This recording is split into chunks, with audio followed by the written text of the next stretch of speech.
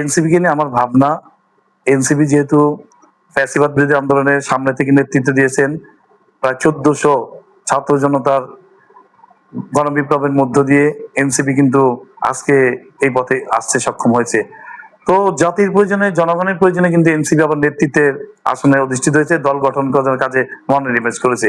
সেহেতু আমি একজন বিগত দিনে যে দলের মধ্যে ছিলাম, সেই দলের একজন কর্মী হিসাবে আমার দায়িত্ব কর্তব্য আমি এনসিপি কে সারা দেশব্যাপী এবং ঢাকা মহানগরে পুনর্গঠন করে শক্তিশালী করার জন্য ওয়ার্ড থেকে ইউনিট, ইউনিট থেকে বিভিন্ন থানা, কলেজ, বিশ্ববিদ্যালয়, যেখানে সুযোগ পাবো সেখানে এনসিপি কে জনগণের কাছে তুলে ধরার চেষ্টা করব, জনগণকে বোঝাতে সক্ষম হব যে এই এনসিপির কারণেই দেশে আবার ফ্যাসিবাদ মুক্ত হয়েছে, গণতন্ত্রের ধারা ফিরে এসেছে।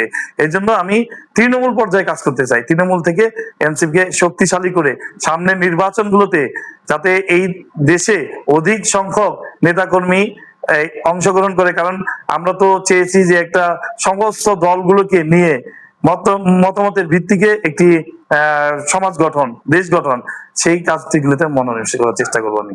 ছাত্ররা আমাদেরকে পেট্রোনাইজ করছে, মূল্যায়ন করছে, সম্মান দিচ্ছে, তাদের সাথে থেকে কাজ করি। ক্ষমতা তো বড় বিষয় নয়, ক্ষমতায় যেতেই হবে এটা মূল লক্ষ্য না। একটা জায়গায় থেকে যদি কাজ করতে পারি, জনগণের সেবা করতে পারি, এটাই আমার মূল লক্ষ্য এবং আদর্শ। আমি চাই যে এখানে আছি এখানেই থাকবো ইনশাল্লাহ, যতদিন বেঁচে আছি। বাকি আল্লাহ ভরসা, আল্লাহ যেখানে তৌফিক দান করেন যাতে আমি আমৃত্যু এদের সাথে থাকতে পারি। আপনাকে ডেইলি ক্যাম্পাসের পক্ষ থেকে আবারও ধন্যবাদ জানাচ্ছি। আপনাদেরকেও ধন্যবাদ জানাই। ডেইলি ক্যাম্পাস একটি বস্তুনিষ্ঠ সংবাদ পরিবেশন করে থাকে।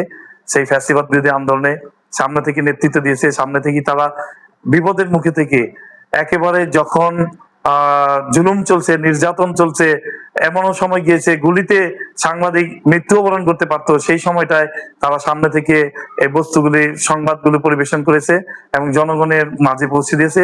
এই জন্য আমি ডেইলি ক্যাম্পাসকে ধন্যবাদ জানাই, অভিনন্দন জানাই। এবং এর পাশাপাশি এটাও বলবো যে আপনারা সত্য উন্মোচনের জন্য, সত্যের জন্য আপনারা আপনাদের এই লড়াই অব্যাহত রাখবেন। ধন্যবাদ আপনাদেরকে।